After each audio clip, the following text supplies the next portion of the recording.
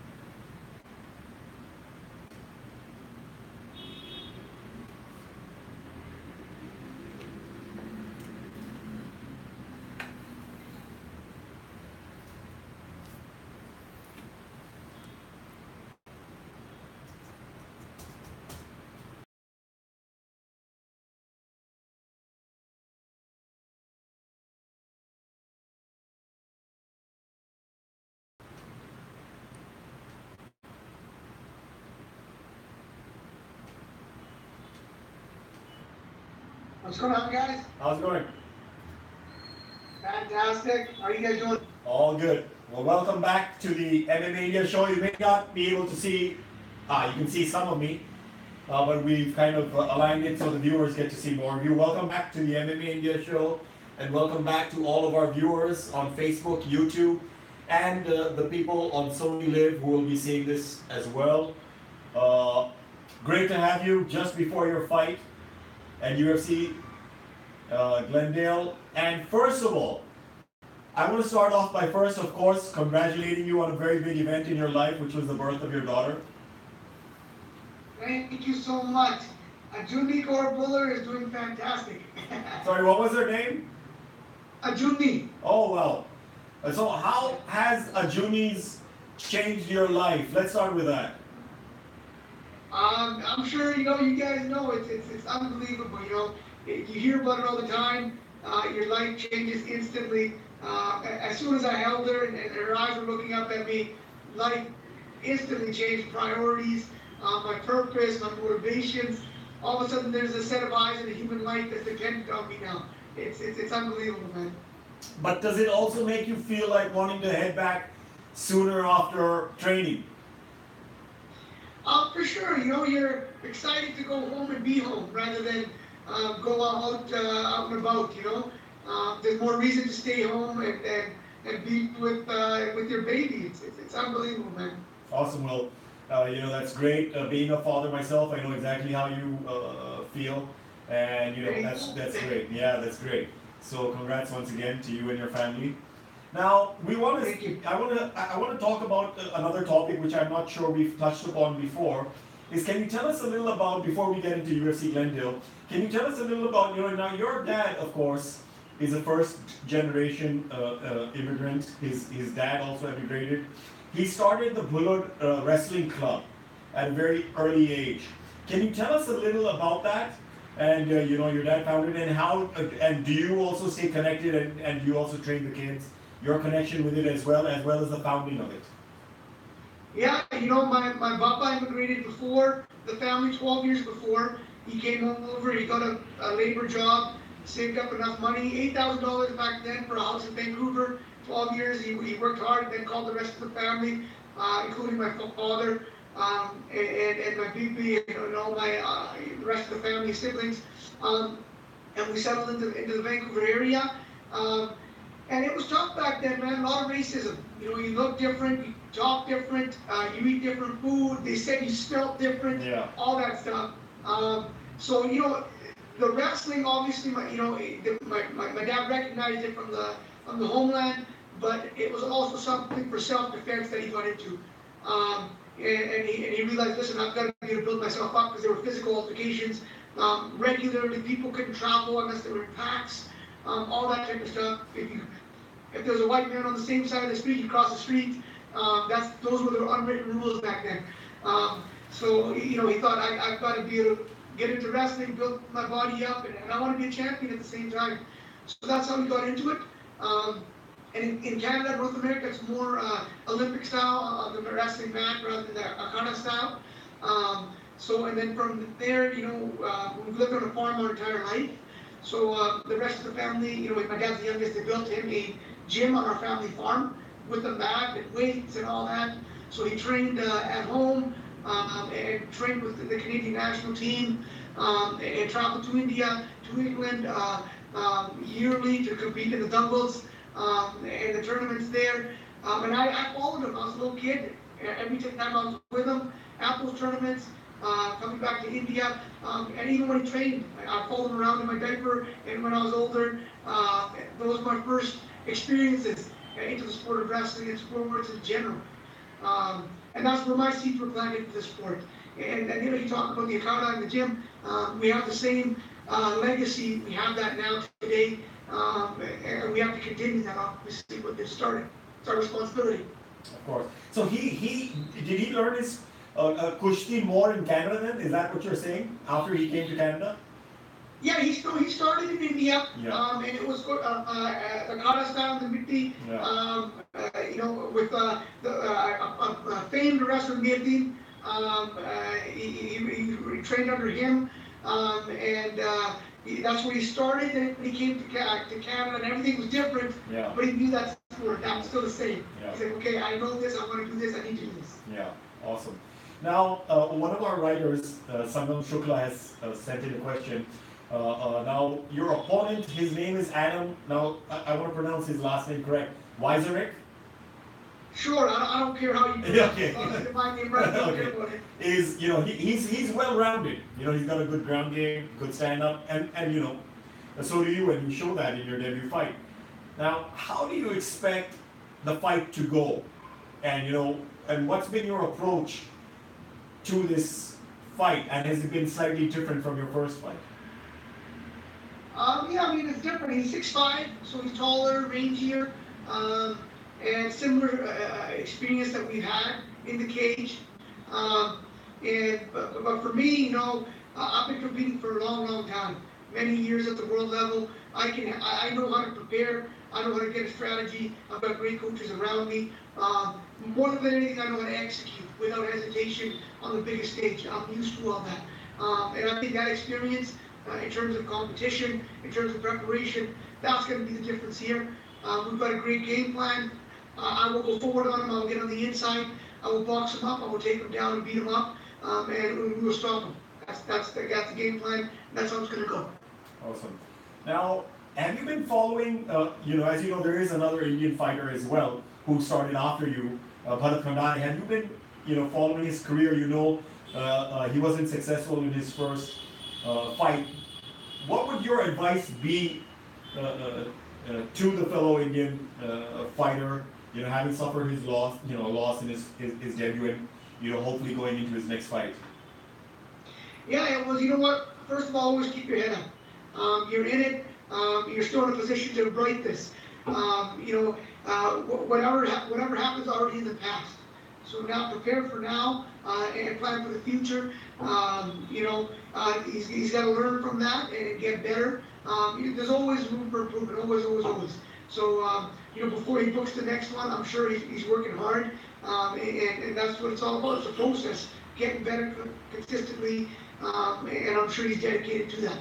Great. Now, just like a lot of Mexicans in America get behind their guy. How has the response of the Indian community in America and Canada been? Because of course this is about having an Indian fighter in the UFC as well. So how has the community support around America and Canada been? It's been great. Hey, the Mexicans get behind the guy, the Irish get behind their guy, the Polish get behind their guy, and I'm lucky because I've got the Indians, I've got the Canadians, I've got a huge following, and that's the thing. Indians are global. We're worldwide. That's what the UFC. We try to educate them on this stuff. Yes, for sure we're in India, but we're in the UK, we're in North America, we're in Malaysia, we're in Singapore, we're in multiple places around the world, and that's what sport's about. I'm not in the business of smashing buses and being a promotion and being that type of guy. I'm in the business of being respectful, being honorable, and bringing people together through this sport. Okay, so now that you have touched upon that topic, what do you think of the whole Conor bus attack thing? It's obvious, that from what you just said, it's not the way you think a fighter should represent himself. What is your view on what happened, and do you think the UFC should take some action, on him to kind of censor that kind of behavior? Hey, it's 1-0 Conor. He's got to win over the bus. That's for sure. Yeah. But it's one of those things. It's who you are. It really shines through, and I think that's what Conor is. He's being himself, and that's okay. Everyone's able to be the way they are. I choose to be different, and I choose to be myself. And people will be attracted to different things, so it's all good. But the only thing with Conor, I will say this is, if you got a problem with Khabib or any other fighter, we're in the fight business. Just sign a contract. You don't have to go run around with security around and smash the buses. Yeah. You and I were both WWE fans. That's for the WWE. Yeah. This thing, if you got a problem, sign a contract. Yeah. Now, another thing we want to speak about is something which is of course very dear to Indians and Sikhs around the globe, is the pagdi. Now, the first time around, there were some problems, getting the pagdi inside the arena. This time, of course, you've been successful. So can you tell us a little about the battle or the journey, whatever you want to call it, in getting the pagdi to the walkout? And also, have you planned your walkout song as well to go along with the pagdi? Yes, for sure. So, for me, it's always, you got to do more. If I want to get in there and get a fist fight and leave, that's not very impactful. There's no real purpose behind that, and it'd be selfish on my end. Many people have sacrificed for me to be where I am from our community, the pioneers, that have given myself the opportunity to have success and be where I'm at. So I have to be able to honor that. It would be selfish if I went in there and did what I needed to do and just left. So I want to use this platform, and it's important for all Indians. It doesn't matter, Sikhs, Indians, for people to understand us. We look different to these people. In America, 99% of the people that wear the pagdi are Sikhs, but they confuse them for Muslims, especially after 9/11. There's been a lot of racist attacks. Many people have died. The first hate crime in America after 9/11 was right here in Phoenix, where my fight is. It's 4 days after 9/11. So that just tells you the work that needs to be done, and I'm happy to use my platform to do that. For people to understand our culture, to understand the way of the East, and embrace it. Don't be fearful. It's all good, So I'm using this opportunity and the fights on Misaki. So talk about a great opportunity to do that. And just for the UFC, they've never had that asked before, so they didn't know how to allow it or not allow it. And that's further proof that this type of work needs to be done. And now they're fully on board. Then we've got a Reebok shirt coming out. Yeah, we saw that. Nice. Exactly. They're like, what else can we do here? We're on board with this thing, So I'm excited for this. Now, is there really a Reebok logo on it? No, there isn't. We spoke to them, and they're like, we don't we don't want to touch anything that's culturally or religiously significant. And I said, that's perfect. Yeah. They go, you might be a Reebok athlete who wears a puggy, and that's up to you, which is perfect, because you don't want to really commercialize something like that, and I think that's the best way forward. Now, what's your walkout song going to be? Can you talk about that? And that's the one I walked up to last night, man. Okay. Coming here, Duck the Wit, that's Okay. the song, and that's our anthem, and that's the MO for the night. That's what's gonna happen. Awesome. Now, there is, if you see the way WWE has positioned Jinder Mahal, who's a good friend of yours, right? Do you think there's been some, I don't know how to say this right, is, he is portrayed as the bad guy sometimes. Yeah, and that is, they're going with what's natural out here. Like I said, Yeah. people don't understand the buggy, Yeah. right? They immediately think, terrorist, or that type of thing is a negative connotation, and that's because the politics between governments. People are all good. It doesn't matter where you go around the world. These governments have issues with each other. Yeah. And that education, don't fear it, embrace it, and understand it. That's the work that needs to be done. And the WWE is a business. They've always had good guys, bad guys. You had the Iron Sheik back in the day. They're going to play the political stereotypes and that type of thing. So they're doing what's good for business. But do you think that makes your job a little harder in showing what it truly is a very positive influence on everybody's life? You know what? I look at it from a different perspective. It's all perspective. I use it as motivation. Rather than saying it's harder, it's motivation and reason for why that work needs to be done. And again, exactly what you said. The buggy is very positive. People need to understand that. Sikh people are great people that give back selflessly. Yeah. They're a very open belief system, and people need to understand that. So, we're doing what we can. Yeah. Now, you just mentioned, and we were going to touch upon the question that your fight is on Baisakhi. Now, Yeah. did you plan for that? Did you try and make sure that the fight was going to be on Baisakhi, or did it just fall into place? It's life, man. Sometimes, things happen, doors open, you gotta walk through them when these opportunities present themselves. For me, I'm almost trying to get on the March London England card. Yeah. March 3rd. Yeah. I competed there in the Olympics. We have a big community out there. That's the one that made sense to me. And we weren't able to make that happen. But the UFC came back in, they're like, well, we're putting together a card for April 14th. What do you think? And I'm like, forget about it. That's even better. Let's Yeah. go. So it was one of those things. Sometimes, destiny, fate, whatever you want to call it. Much like the Commonwealth Games when they were diplomacy. It's one of those storybook endings potentially here. So is there a specific reason why the London card was it too full, or was there some other issues? I had to get minor surgery, and basically we couldn't let them know we were ready in time. When we did, it was already full. Okay. So we had to go to a different card.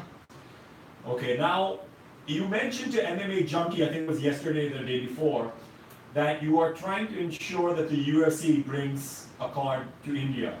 Now, of course, that's something that all the UFC and MMA fans in India would be waiting for. Can you tell us some more details on the progress of that? I'm telling them, India is ready. We need an event. They can't do a tough show and then an event. They need to do an event first. So people like the future Vijender Singhs, the boxers, the Sushil Kumars, the wrestlers, they can understand, hey, this is a career option that we can consider now. This thing is real. It's here in our backyard, rather than staying in wrestling and boxing, because that's what's helped America. Right? All the wrestlers get into that. That's the feeding system. And India has a long history of Akade and that culture and boxing now. That's what's going to feed into this. And that's when you're going to get high-level athletes competing in this sport. Until then, the high-level athletes are going to stay in their lane that they're in already, not in this sport. But isn't it also a problem of the chicken and the egg? Is because what I think one of our guys asked the UFC this in Singapore or Shanghai, and we got a feeling that they are expecting a little more, some more fighters of a certain level before they come down. So, and the way you're saying is that it will help bring fighters from boxing and wrestling in. So there's like, who, you know, what do you do first? Do you bring down an event first and so to inspire people, or do you wait for the level to increase somewhere where you have, you know, at least 2-3 fighters who would be competitive on an international fight card? Yeah, no, it's the first one. That's the narrative I'm pushing. That if you sit and wait, you're gonna miss a great opportunity. You have your guy right now. Kane opened up the market for Mexico. Connor opened up the market for Ireland. You have your guy. We can go in there and we can knock this thing out of the park now. The longer you wait, time is money, man. They're missing out. The WWE's already doing shows out there. Yeah. Have been for a long time. It's about time. Yeah. These people get out there. They have Sony India. They have the platform. They have an educated fan base that speaks English. A democratic country, not like China. Easy to do business. All these things are lined up. They need to get in there now. So that's what is your side of the argument. But what has been the what have they been saying? You know, are they kind of agreeable to that? You know, what's the progress? Again, they don't have Indians within the executive.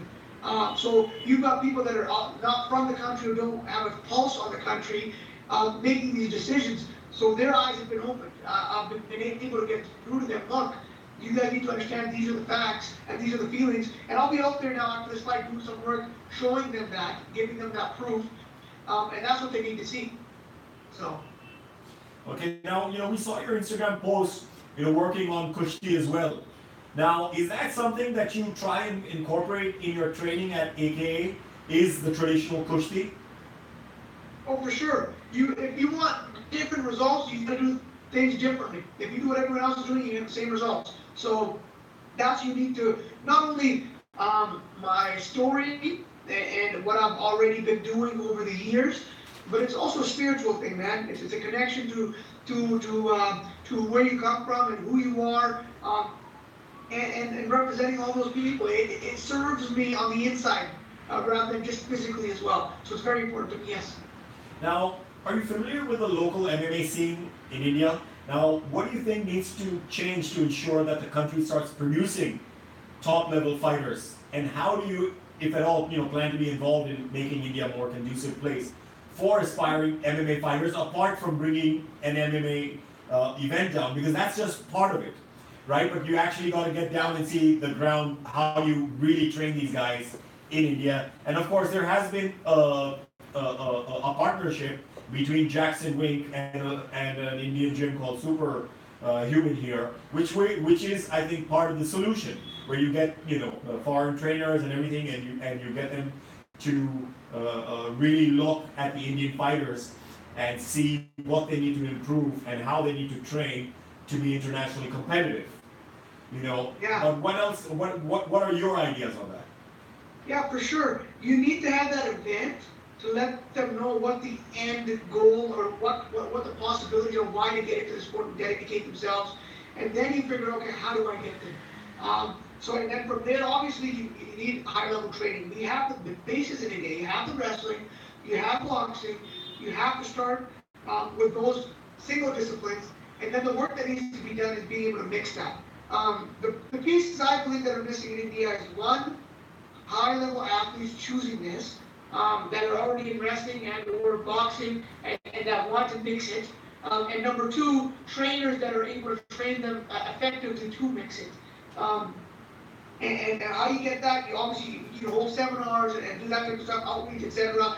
The UFC gym contract was signed recently. Yeah. That will help hold the sport, the footprint of what the sport is, bring the culture into the country. You got AKA Thailand close by. I'll shout them out. But once there's an event there and high-level athletes are getting into the sport, the trainers and stuff will start coming from themselves. They have to know it's worthwhile. There's a product to work with. Until then, they're going to be discouraged. It's just a pipe dream. They're going to think, Yeah. Now, you have spoken previously about your relationship with DC, Daniel Cormier, and how he's been a mentor to you, really helped you. Now, there has been an addition in the champions list at AKA with Khabib. You know, how's your equation with him, and have you ever exchanged, ground game tips or anything with him? Yeah, it's been hit and miss with Khabib because he lives in Russia and he comes in before fights. And same with me. I'll be up in Vancouver and I'll go down. So you don't see him as consistently. In DC, I've had a long history from the wrestling days. So it's a little different. Actually, he's going to be announcing here, so I'm psyched for that. Oh, awesome. Yeah, but Khabib not so much. More exchanging pleasantries and just talking about training that day, that sort of thing. And he's smaller. DC I can train with. Khabib's a lighter guy, so I haven't been able to interact as much with him. But I see him grind out there. The guy's a worker, and he brings a team of Russians every time he comes. And those guys work hard. And again, he's a wrestler. That's where he comes from. Yeah. In Dagestan, they all wrestle. That's his base. And from there, he began learning boxing. So, the blueprint is there for success in this. I'd love to pull up the sport in India because everyone's going to come from a wrestling background, generally speaking. And that's the AKMO. We're going to punch you, we're going to wrestle you, and we're going to punch you some more. So it would be perfect to train them like AKA fighters. Now, we are pretty confident, as we're sure you are, that you're going to win. Of course, in America it's Saturday night, in India it's Sunday morning against Adam. Have you thought ahead as to your next opponent, or are you not giving that a thought at all? I have a general blueprint for how I want my career to go, in terms of fights and timeline and such. I don't think about opponents. I leave that up to matchmaking and management. But I have, in terms of my next fight, I am targeting International Fight Week. I think we need to have representation there. It would make sense. Yeah. DC's on the card. I plan on training with him anyways because he needs a good wrestler and with striking, similar to Stipe. So it'd be nice to get on there. And I also heard the UFC's coming to Canada end of July. So either one of those would make sense, and timeline-wise, and just where the event's taking place. So that's what's on the radar. Now, because the reason I asked you this also is there are a couple of other very talented guys in the heavyweight division coming up. Guys like Tai Tarusa. So have you thought of fighting one of those guys for your next fight? Or that's going to happen. Whether that happens next or whether that happens down the line, that's up to, again, matchmaking and management. But we will see each other. That's for sure. But the way I see it, there's a lot of old legends hanging around. And us young guys, we got to show them the door. Okay. They're not going to leave out otherwise. So it would make sense to fight them rather than another young up and comer. We have time. We're going to see each other anyways. But that's my thought process on that. But it doesn't matter who it is, man. I'll be ready. Okay, now before we leave you, can you give a message, because you've got a lot of guys out here in India cheering for you. Do you want to give a message to them? Yes. Everybody, all my fans, I appreciate you. Thank you for the love and support. I'm doing everything I can to bring the UFC to India, to represent the flag of India, all that stuff. And any support, anything, any messages, comments, all that type of stuff is appreciated. Send it the UFC's way. Let them know we are ready. We're going to change the game. We're bringing the East and West together. It's going to be a lot of fun. I appreciate MMA India for the time. Tune in Saturday. Vasaki, UFC Glendale. Let's celebrate and let's have a great time. Yeah, Sunday morning in India, of course, 7:30 or 8, we will announce the time. And what we want to say is Chakde Bhatte, we're rooting for you, our Indian fighter in UFC, all the very best. And hopefully we'll talk to you after a successful second fight as well. Sounds like a plan. Thank you, guys. Thank you. Take care. Cheers. That was Arjan Bhullar, and we wish him all the very best. We will see his fight Sunday morning on Sony. They will announce which channel, either Sony ESPN or one of the Sony 10 channels. We will announce that for you. And that was all from your host, Praveen Devas. Thank you for tuning in on the MMA India show. Cheers.